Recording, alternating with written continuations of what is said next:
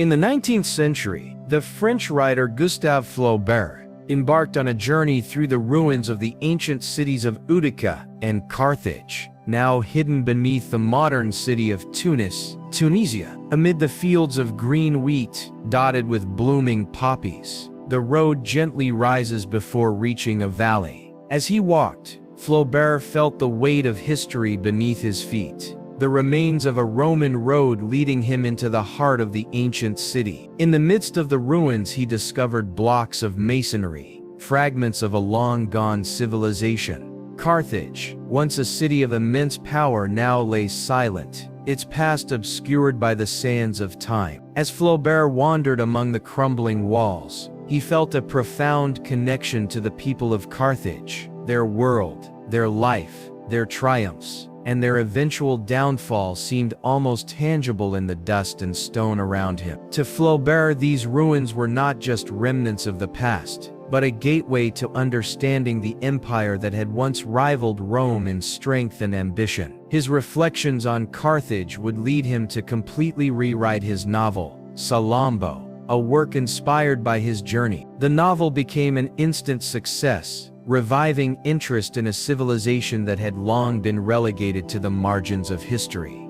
Carthage, once the center of Phoenician power, was now buried beneath the modern world, its memory fading. The Mediterranean, vast and deep, was home to many ancient cultures, but Carthage was unique. It rose from the Phoenician city-states along the eastern coast of the Mediterranean, its empire stretching across the seas, its influence felt from the coasts of Africa to the farthest reaches of Spain. The story of Carthage is one of exploration, of voyages across the seas, of battles won and lost, and of a city that would ultimately meet its end in the shadow of Rome. Carthage's legacy is one of ambition, innovation, and resilience. It was a city built on trade, its sailors masters of the seas, its merchants forging connections with distant lands. The Phoenicians, though never unified in the way the Greeks or Romans were, shared a common language, religion, and culture. The city-states of Tyre, Sidon, and Byblos in present-day Lebanon were the cradle of the Phoenician people, and Carthage was their proudest achievement. The name Phoenician itself was given by others, not by the people it described. The Greeks coined the term, and its origin is rooted in the color purple, a symbol of wealth and prestige, derived from a dye produced by the murex, a sea snail. The Phoenicians were the first to master this craft, and their purple garments became highly coveted, synonymous with royalty and power. The Phoenicians were also exceptional sailors. Their ships, built with curved hulls and waterproofed with bitumen, allowed them to navigate the Mediterranean with ease. Their voyages took them beyond the familiar shores to the islands of the Aegean, the coasts of Africa, and even into the Atlantic. It was on these voyages that they established colonies, including the legendary city of Carthage, which would become the heart of Phoenician power. In AD 14 BC, Carthage was founded by Phoenician settlers, fleeing the instability of their homeland. According to legend, the city's founding was a tale of cunning and survival. Alyssa, a princess of Tyre, escaped her treacherous brother Pygmalion, and sailed westward, landing on the shores of North Africa. There she negotiated with the local king Iarbas for a piece of land, using her wits to secure a much larger area than he had intended. The city that arose from this humble beginning would soon become one of the most powerful in the ancient world. Carthage's location on the Mediterranean coast, with its natural harbor and fertile land, made it an ideal site for trade and commerce. The city grew rapidly, its wealth drawn from its maritime empire. It was a city of merchants, of traders who sailed the seas in search of precious goods, metals from Spain, grain from Sicily, and luxury items from Egypt. Carthage's merchants were skilled in the art of negotiation, and its markets were filled with goods from all corners of the Mediterranean. But Carthage was not just a trading hub, it was also a military power. The Carthaginians built a formidable fleet, and their navy was the envy of the Mediterranean world. The city relied on its fleet not only for trade but for defense, and its military leaders were some of the most respected in the ancient world. Yet despite its naval superiority, Carthage would find itself in conflict with another rising power, the Roman Republic.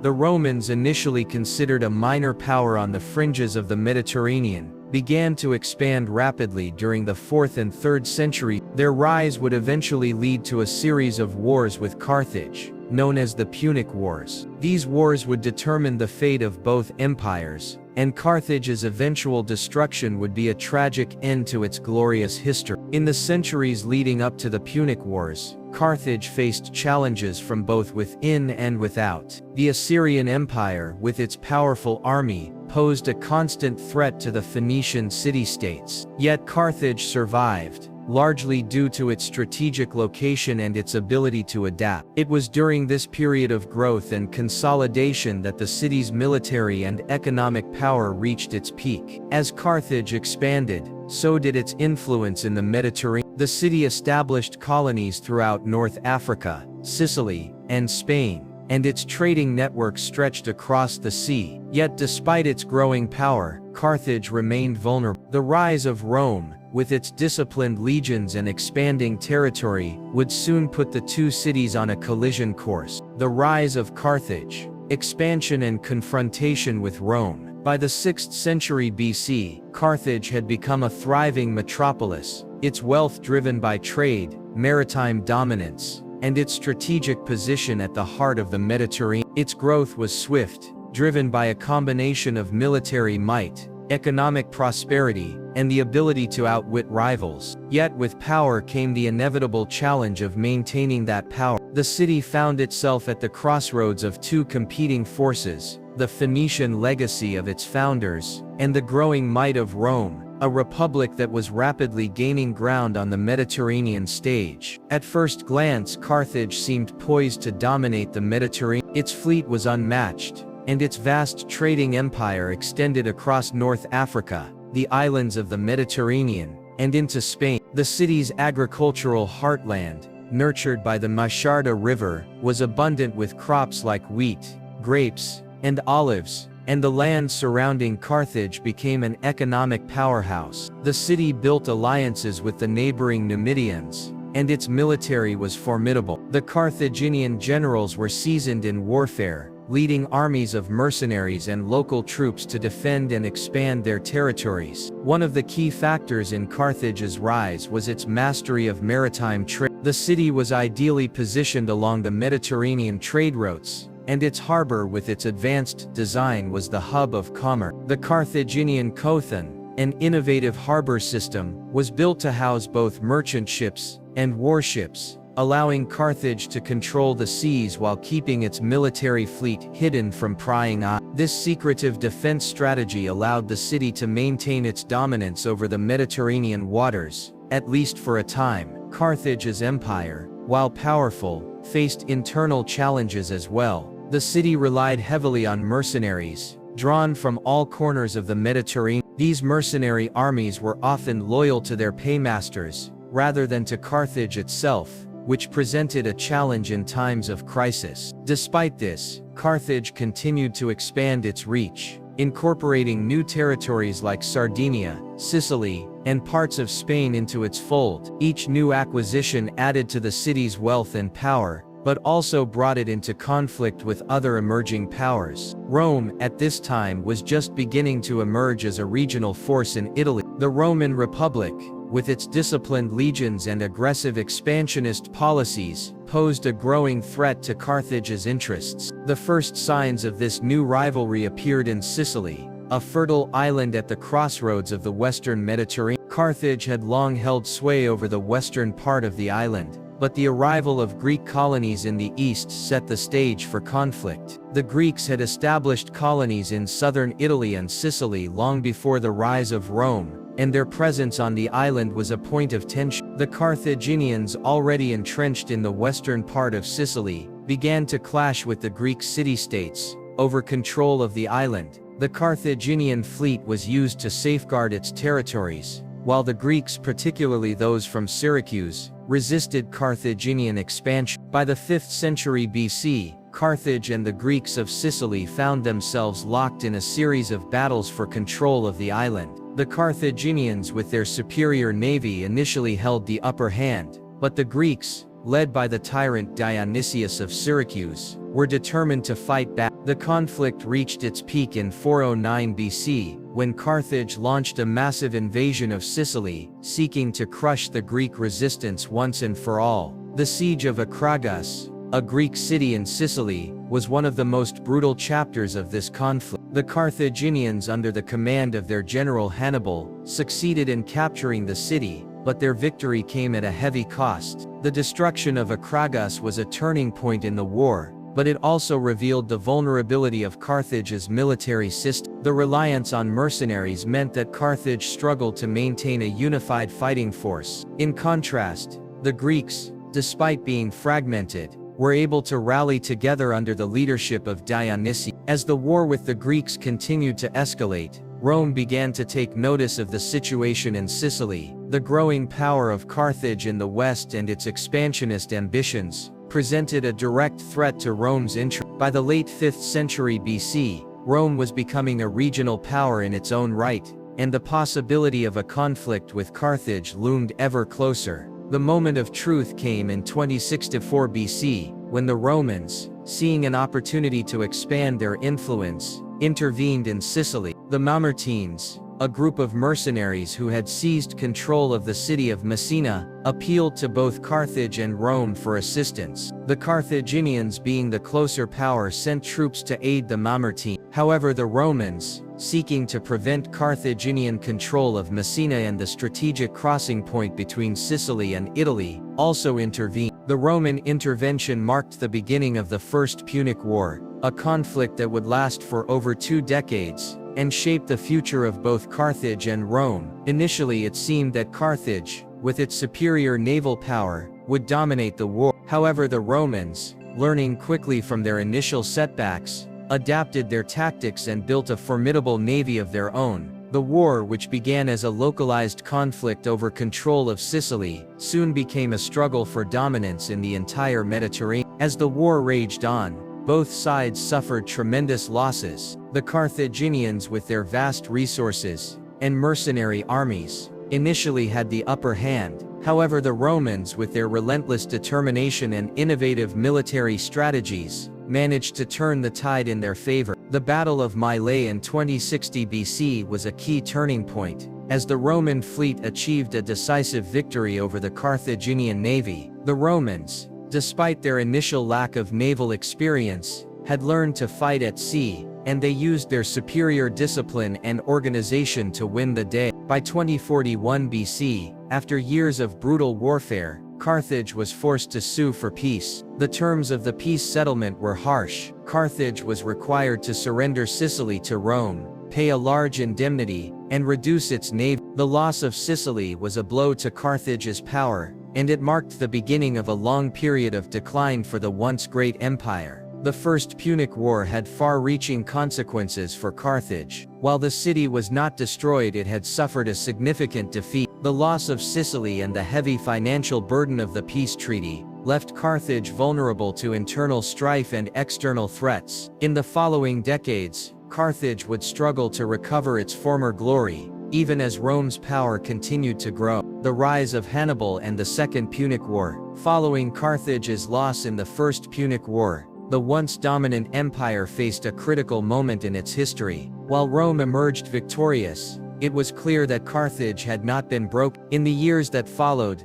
the Carthaginian Republic slowly rebuilt itself, but it was an empire struggling under the weight of its defeat. The loss of Sicily and the imposition of heavy reparations had crippled its economy, and the mercenary armies that Carthage relied on were often difficult to control. But despite these setbacks, Carthage had not given up on its ambition. It was determined to recover its standing in the Mediterranean. During this period of recovery, a new figure would rise to prominence: Hannibal Barca. Born in 2047 BC, Hannibal was the son of Hamilcar Barca, a great Carthaginian general who had fought in the First Punic War. From a young age, Hannibal was instilled with a deep hatred for Rome. His father, a fierce and determined leader, had fought tirelessly to avenge Carthage's defeat, and Hannibal was determined to continue that legacy. At the age of 26, Hannibal took command of the Carthaginian forces in Spain, a region that had become vital to Carthage's recovery. The Carthaginians had established stronghold cities along the Iberian Peninsula,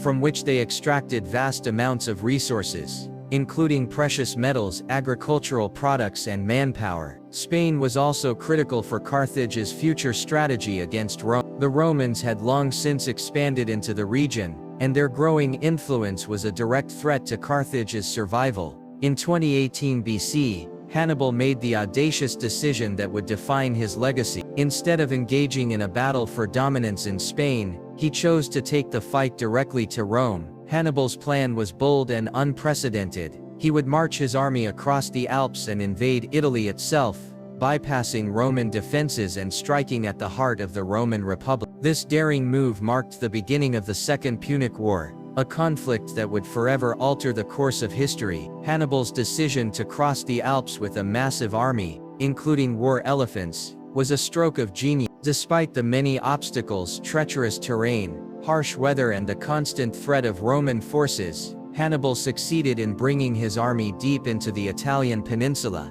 The Romans were caught completely off guard. Hannibal's arrival in Italy sent shockwaves through the Roman Senate, and panic spread throughout the Roman citizenry. The Romans had never anticipated such an invasion. Hannibal's forces, though smaller than the Roman legions, were highly trained, experienced, and motivated. His soldiers, many of them drawn from the various peoples of Carthage's empire, were battle-hardened mercenaries, while the Roman legions, though formidable, were unprepared for the war tactics that Hannibal had mastered. The first major battle between Hannibal and the Romans occurred at the Battle of Trebia in 2018 BC. Hannibal's forces, using a clever ambush tactic, inflicted a decisive defeat on the Roman army. The Romans, caught in the open, were surrounded and slaughtered. The battle was a humiliating loss for Rome, but it was only the beginning of Hannibal's campaign. Over the next few years he would continue to outmaneuver and defeat the Roman legions in a series of remarkable battles, each one more devastating than the last. The Battle of Lake Trasimene, in 2018 BC, was another stunning victory for Hannibal.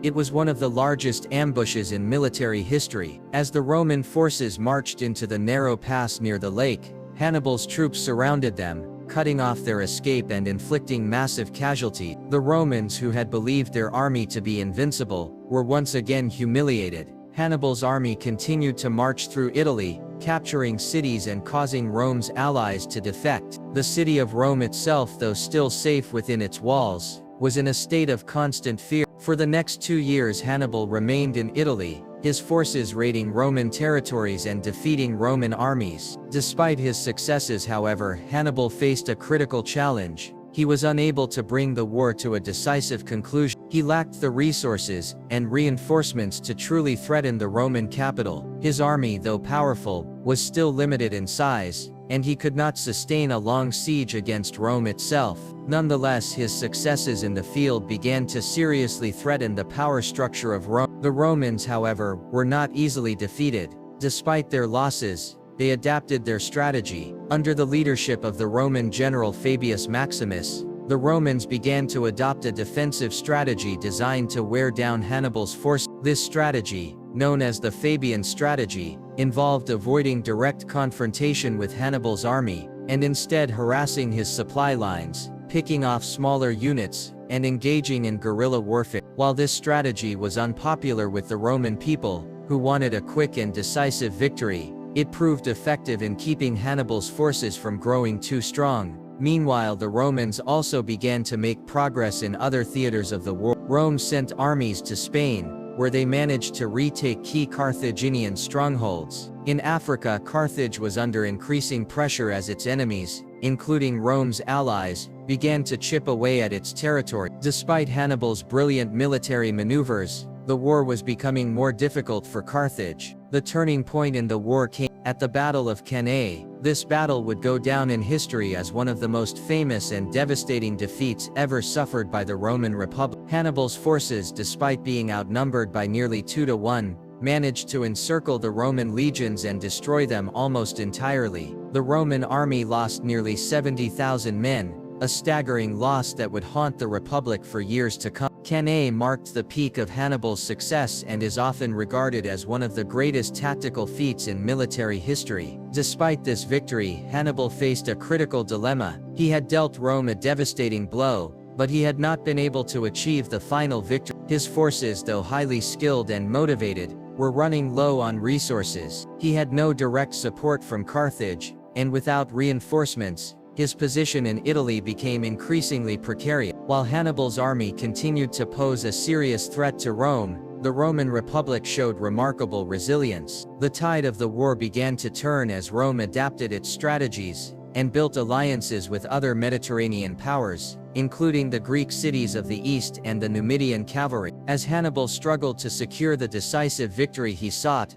Rome began to prepare for a final showdown. In 23 BC, the Romans launched a counter-offensive under the command of Scipio Africanus, a general who had gained a reputation for his tactical brilliance. Scipio's forces would eventually march to North Africa, bringing the war to Carthage's doorstep. The Roman victory at the Battle of Zama in 2020 BC would seal the fate of Carthage and bring the Second Punic War to a close. Hannibal, though defeated, would go on to become a legendary figure in history, revered for his strategic genius. Carthage, on the other hand, had lost its grip on power, and its empire would soon be reduced to a mere shadow of its former glory. The Roman victory in the Second Punic War marked the beginning of Rome's rise as the dominant power in the Mediterranean world. The fall of Carthage, the end of an empire. Following the catastrophic loss at the Battle of Zama in 2020 BC, the Second Punic War came to an end,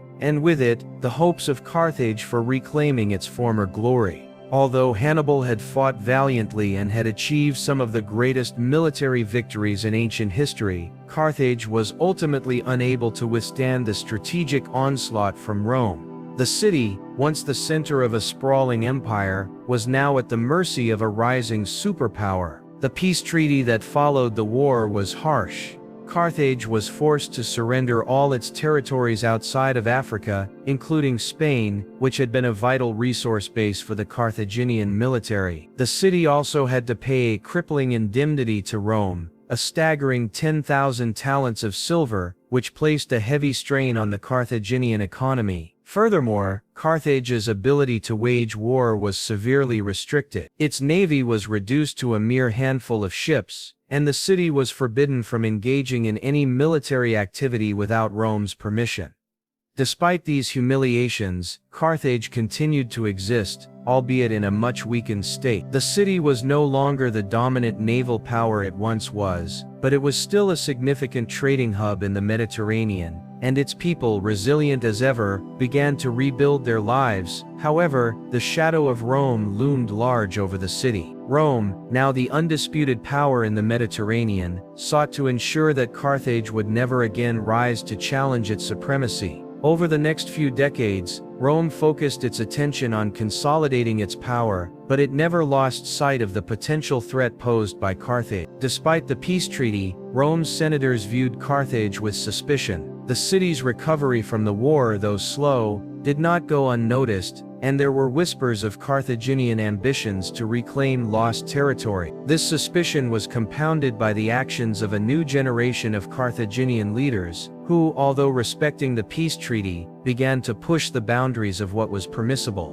One of the key factors in Rome's decision to act against Carthage was the rise of the Numidian king Massinissa. Massinissa had been an ally of Rome during the Second Punic War, and after the war's conclusion, he expanded his kingdom into the territories previously controlled by Carthage, particularly in the region of modern-day Algeria. Massinissa's aggressive expansion into Carthaginian lands was seen as a direct challenge to the city's sovereignty. In the 50s BC, Carthage, feeling the pressure from both the Roman Senate and its Numidian neighbor, began to militarize again. It was clear that Carthage had little hope of recovering its former strength without regaining the ability to defend itself. Yet this very decision to rearm, though justified by the threats it faced, was precisely what Rome had been waiting for. The Roman Senate saw this as a violation of the peace treaty and a direct threat to Roman interests in North Africa. The Romans, led by the consul Cato the Elder, began to call for the complete destruction of Carthage. Cato, a staunch advocate of Roman dominance, famously ended his speeches with the phrase, "Carthago delenda est," meaning Carthage must be destroyed. Cato's relentless campaigning against Carthage in the Senate laid the groundwork for the Third Punic War. The Third Punic War, which began in 1409 BC, was marked by Rome's uncompromising demand for the complete annihilation of Carthage. The Senate's decision to wage war on Carthage was rooted in a combination of fear, jealousy, and the desire to solidify Roman control over the Mediterranean. By this time, Rome was the undisputed master of the Western world, and Carthage, though weakened, still held a strategic position in North Africa. The Romans were determined to ensure that no power would ever again rise to challenge their supremacy. Carthage, however, was not ready to die quietly. The city's leaders, realizing the grave threat posed by Rome, attempted to negotiate a peace settlement, but the Romans refused to entertain any offer. Carthage was ordered to surrender all of its weapons, dismantle its fortifications, and move the city several miles inland, away from its vital harbor. The Carthaginians, knowing they could not survive without their harbor, chose to resist. In 1409 BC, the Romans laid siege to Carthage. The city, surrounded by Roman forces on all sides, fought back with determination and skill. For 3 years the Carthaginian defenders held out against the Roman siege, fighting bravely despite the overwhelming odds. The city's defenders, led by their generals, knew they faced annihilation, but they refused to give up without a fight. The Carthaginian army, although outnumbered, fought valiantly, engaging in fierce battles and desperate raids. Inside the walls of Carthage, the situation grew increasingly dire. Food supplies dwindled, and the people of the city, including women and children, were forced to endure unimaginable hardships. The Romans, in a move designed to break the will of the Carthaginians, cut off all supplies and launched relentless attacks on the city's fortifications. Despite the desperate efforts of the Carthaginian leadership, the Romans began to gain the upper hand.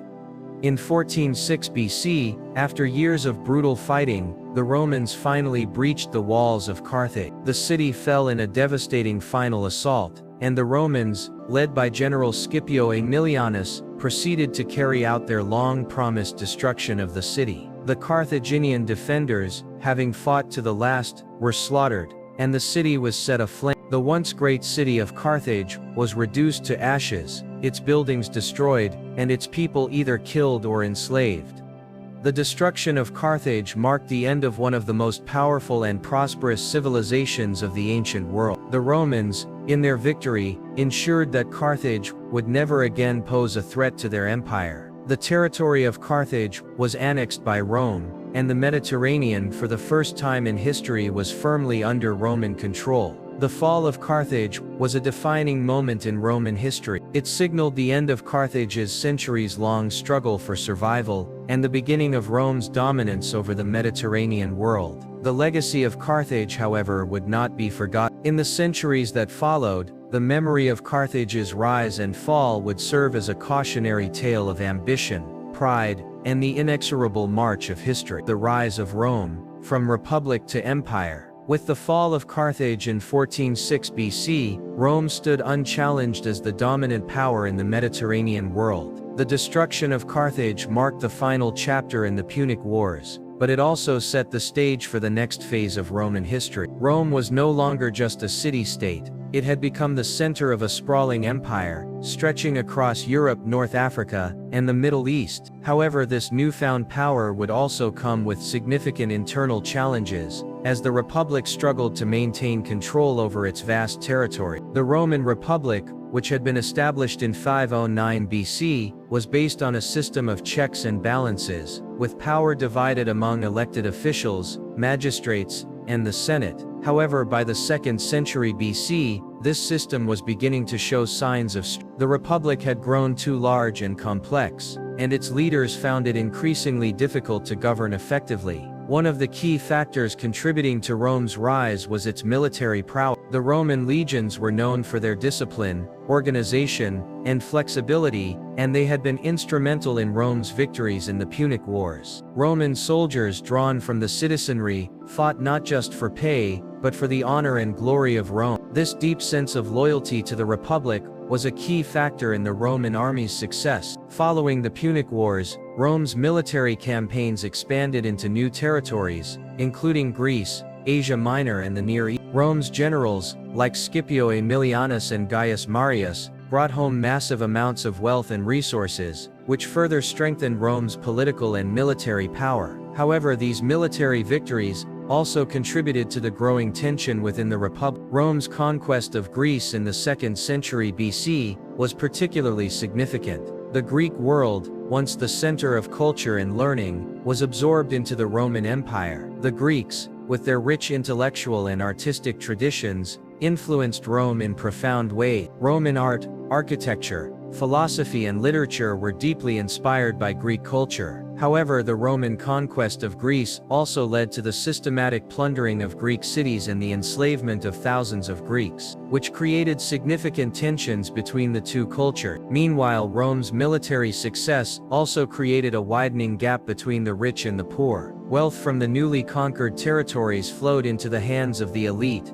while the common people saw little benefit. The growing inequality in Roman society would eventually lead to social unrest and political instability. The Senate, which had been the central governing body in the Republic, was dominated by wealthy landowners and aristocrats. These elites, known as the optimates, held most of the power and were often resistant to reforms that could benefit the lower classes. On the other side were the populares, a political faction that sought to use the power of the people to enact reforms, including land redistribution and the expansion of rights for the plebeians, the common people of Rome. This growing political divide would eventually lead to a series of social conflicts and wars. The most notable of these was the conflict between Gaius Marius and Lucius Cornelius Sulla, two of Rome's most powerful generals. Marius, a member of the populares, had risen to power through military success, while Sulla, a member of the Optimates, had been one of Rome's leading generals in the Social War,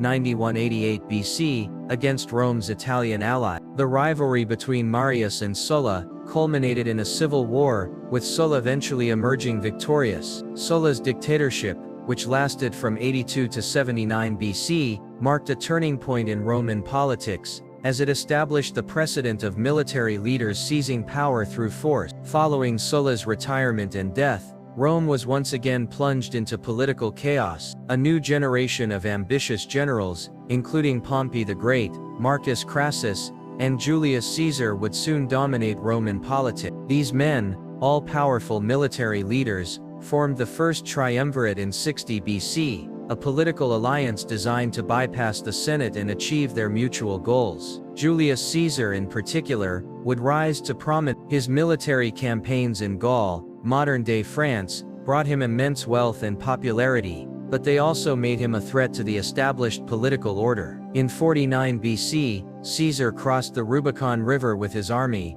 defying the Senate's orders and effectively starting a civil war. Caesar's victory in this war and his subsequent rise to the position of dictator marked the end of the Roman Republic. Caesar's rule, while short, was transformative. He enacted a series of reforms that strengthened the central government, including land redistribution for veterans, the reorganization of the Senate, and the introduction of a new calendar. However, his increasing concentration of power alarmed many in the Senate, and in 44 BC, Caesar was assassinated by a group of senators led by Brutus and Cassius, who feared that Caesar was becoming too powerful. Caesar's death plunged Rome into another round of civil war. His grandnephew and adopted son, Octavian, later Augustus, emerged as the victor. After defeating Mark Antony, Caesar's former ally and lover of Cleopatra, Octavian became the first Roman emperor. In the Roman Republic, which had existed for over 450 years, was now effectively replaced by the Roman Empire,